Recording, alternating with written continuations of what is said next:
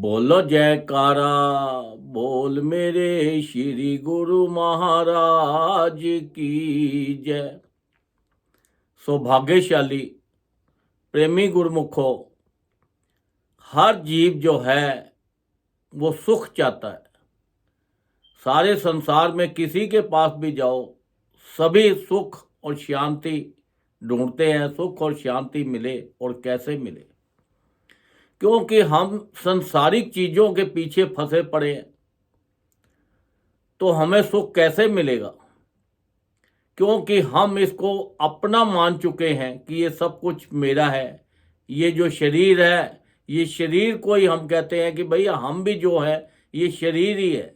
Actual तो ये शरीर हमारा है, पर हम शरीर के तो नहीं है ना। तो इसलिए हम अपने शरीर के अंदर ही फंसे पड़े हैं। तो इसीलिए संसारिक चीज़ों में फंस के तो हमें सुख को ढूंढते हैं। और सुख कैसे मिले? अगर किसी रास्ते पे जाना हो, आपको दिल्ली से जयपुर जाना हो, तो आप दिल्ली से आगरे की तरफ, गाजियाबाद की तरफ चले जाओ, तो जयपुर कैसे पहुंच जाओगे? नहीं पहुंच सकते। अगर रास्ता ही गलत है तो पहुंचेंगे कैसे? अगर सही रास्ता होगा तो तभी पहुंचेंगे। क्योंकि हर इंसान जो है वो रास्ता सही पकड़ ले तो वो मंजिल पे पहुंच जाएगा। अब देखो, एक किसान था। अब किसान अपने खेतों से आया, जब घर पे आया तो उसकी औरत ने उसके हाथ पांव धुलवाए और उसको खाना वाना दिया, बड़ी सेवा की। इतने में एक भिखारी आया। अब वो भिखारी आके अपना उनसे कुछ मांगता है। किसान की औरत ने उसको कोई थोड़े से खाने के लिए उसको दे दिया भिखारी को।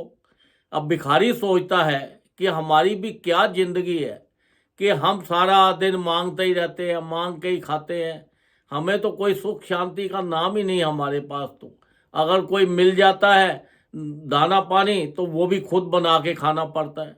ये देखो किसान कितना खुश नसीब है, कितना अच्छा है, कितना सुख है कि जब घर पे आया है तो औरत उसके अपने हाथ पांव धुलवा रही है, कितनी सेवा से उसको बिठा रही है, खाना खिला रही है। ये तो बहुत सुखी है।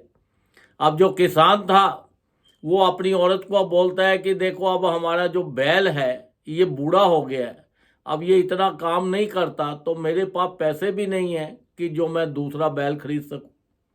तो अब ऐसे करता हूं, मैं सेठ के पास जाता हूं, तो उससे कुछ पैसे ब्याज पे ला के तो बैल नया लाते हैं। जब वो सेठ के पास गया तो उसने जाके देखा। अब उससे जो भी फैसला हुआ, उसने उससे कुछ पैसे जितने भी थे ब्याज के ऊपर उसने कुछ पैसे लिए बैल लाने के लिए। अब वो किसान सोचता है कि देखो ये सेठ कितना सुखी है। क्योंकि देखो इसके पास इतना धन दौलत है, काम कर रहा है, मजे से बैठा हुआ है दुकान के ऊपर। तो वो उसी के बारे में सोचता रहा कि ये कितना सुखी है। अब जो वो सेठ था, अब उसको किसी और सेठ के आगे, बड़ा सेठ था उसके यहाँ पार्टी थी तो उसके यहाँ जाना था।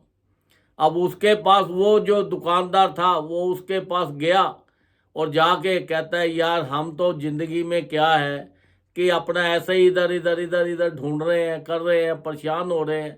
अब ये सेठ के पास देख कितने कितने बड़े बड़े लोग आ रहे हैं और कितना कितना बड़ा बिजनेस कर रहे हैं। ये तो हमारे से बहुत ज़्यादा सुखी है। जब वो सेठ बड़े सेठ के पास गया तो उसका एक और भी, उससे भी बहुत बड़ा एक और सेठ था जिसके पास उसने जाना था। जब उसको, जो पहले वाला सेठ था उसको घाटा हो गया 5 लाख का। अब वो बड़ा परेशान हो गया। तो इतने में आया, भाई आज वो सेठ जी के यहाँ जाना है, वहाँ पे भी पार्टी है। जब वहाँ पे गया, दूसरे सेठ जो बहुत बड़ा आदमी था उसके पास गया तो उसके बाद बड़े बड़े ऑफिसर, बड़े बड़े नेता, बड़े बड़े और दूसरे लोग आए। वो कहता है देखो ये कितना सुखी है, इसके पास तो इतना कुछ है, तो मैं तो 5 लाख के लिए ही रो रहा हूँ कि मेरा तो 5 लाख ही खाली डूब गया। इसके पास देखो कितना ये सुखी है। तो ये संसार जो है, ये संसार एक दूसरे के पीछे लगा हुआ है और सुख और शांति ढूंढ रहा है। सुख शांति तो इस चीज़ों में नहीं मिलती। सुख शांति तो मिलती है संत महापुरुषों के शरण शरण में जाने से, उनका नाम लेने से, उनका जब वो नाम देते हैं, हमारे ऊपर कृपा करते हैं, उनका आशीर्वाद जो मिलता है, उससे हमें सुख शांति मिलती है। उनके जो वचन फरमाते हैं, हमें उनके वचनों को पालन करना चाहिए, वचनों पे अमल करना चाहिए। जो वो देखो क्या फरमाते हैं कि देखो ये संसार है, ये संसार के अंदर सभी काम आप करते रहो, पर इनसे प्रेम मत डालो। ऐसा मत सोचो कि ये हमारा है। इनको इस्तेमाल करो, जितना आप इसको इस्तेमाल करोगे, जितनी ज़्यादा मेहनत करोगे, संसार का धन कमाओगे, संसार की चीज़ों का सुख मिलेगा, संसार के लिए हर काम आपका अपने आप होता चला जाएगा जब आप परमात्मा को याद करोगे। तो देखो आपका लोक भी सुखी हो जाता है और परलोक के भी धन आपका इकट्ठा हो जाता है। अब ये जो जीव है, इसका मन तो इतना इसमें भजन में लगता नहीं है, तो इसलिए हम संत महापुरुषों ने 5 नियम बना दिए हैं: श्री आरती, पूजा, सत्संग, सेवा, सिमरन और ध्यान। जो श्रद्धा सहित करे, निश्चय हो कल्याण। जो ये 5 नियमों का पालन भी करता है, उसके परिवार में भी खुशियाँ आ जाती है, उसको भी सब सुख, संपत्ति, शांति, हर चीज़ उसको मिल जाती है।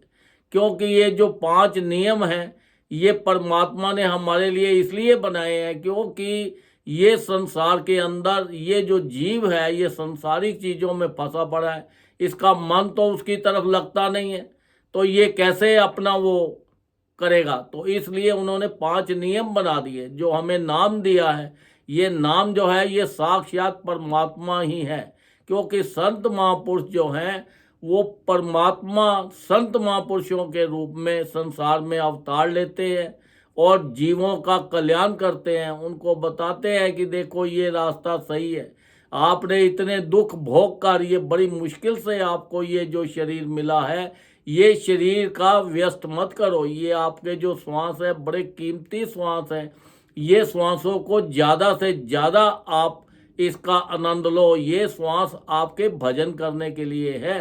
इससे ज़्यादा से ज़्यादा, जितना ज़्यादा हो सकता है उतना ज़्यादा भजन करो। हम जितना ज़्यादा भजन करेंगे, नाम जपेंगे और उनके हुक्म में चलेंगे, उतना ही हमें लाभ मिलेगा। संसार के भी इतने सुख मिलेंगे और हमें परलोक के भी सुख मिलेंगे। परलोक के भी जाने का हमारा रास्ता एकदम क्लीन हो जाता है।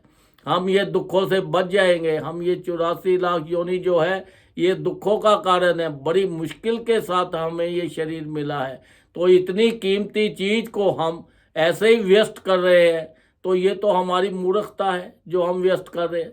हमें तो ज़्यादा से ज़्यादा, जितना ज़्यादा हो सके परमात्मा का नाम जपना है और अपने जीवन का पूरा पूरा लाभ उठाना है। अब संत महापुरुष फरमाते हैं हर जीव को कम से कम भी 2 घंटे हर रोज भजन करना चाहिए। 2 घंटे नहीं कर सकते तो 1-1 घंटा करके करो। 1-1 घंटा करके नहीं कर सकते तो आधा घंटा करके करो। जितना भी हो सके आप इसका भजन करो। जितना भजन करोगे उतना ही आपके लिए लाभदायक है। भजन करने का कोई टाइम नहीं है कि बैठ के ही करना है। भजन आप लेट के भी कर सकते हो, चलते फिरते भी कर सकते हो, आप ट्रैवल कर रहे हो तब भी आप भजन कर सकते हो। तो इसलिए ये संसार के अंदर ये भजन का कोई टाइम नहीं है। जैसे हमारे श्वास कभी रुकते हैं, श्वास चलते रहते हैं, चाहे हम अच्छा काम करें, बुरा काम करें, कहीं पे भी आए, कहीं पे भी जाए, तो भजन जो है वो श्वासों के साथ होना है। हमें बोल के भजन नहीं करना, हमें श्वासों के साथ करना है।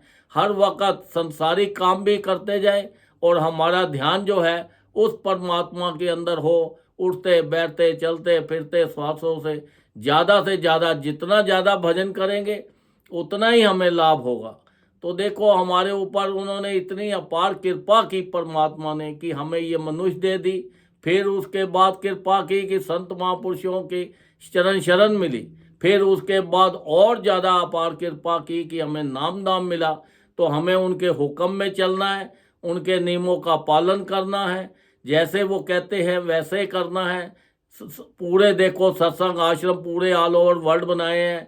आश्रमों में जाना है, तन से, मन से, धन से, हर तरह से सेवा करनी है। जितनी ज़्यादा हम सेवा करेंगे उतना ही हमारा शरीर तंदुरुस्त रहेगा और हमें संसार की भी खुशियाँ मिलेंगी और परलोक की भी खुशियाँ मिलेंगी। तो ज़्यादा से ज़्यादा नाम जप के अपने जीवन का पूरा पूरा लाभ उठाओ और ये जो जीवन का इतना कीमती श्वास मिले हैं और शरीर मिला है, इसका पूरा पूरा लाभ उठाओ, इसको व्यस्त मत होने दो। ये जो है ये दोबारा बार बार ये मनुष्य देह मिलनी बहुत मुश्किल है, तो इसलिए इसका पूरा पूरा लाभ उठाओ। ज़्यादा से ज़्यादा भजन करके अपने जीवन का जितना भी लाभ हो सकता है उतना लाभ उठाओ। सबके लिए अच्छा सोचो, अच्छा करो, किसी की तरफ देख के जेलस मत करो कि उसको ज़्यादा मिला है तो मेरे कम मिला है। जो भी आपको परमात्मा ने दिया है वो आपके कर्मों के मुताबिक मिला है। जो आपके भाग्य में लिखा है वो आपको मिल ही जाता है। तो जितना ज़्यादा भजन करोगे तो और ज़्यादा धन मिलेगा और संसार के ज़्यादा सुख मिलेंगे। तो इसलिए ज़्यादा से ज़्यादा भजन करो, सबको देख के खुश रहो और अपना हमेशा सबके साथ प्यार से रहो और ज़िंदगी का पूरा पूरा लाभ उठाओ। अपने लोग भी सुखी करो और परलोक भी सुखी करो। बोलो जयकारा बोल मेरे श्री गुरु महाराज की जय।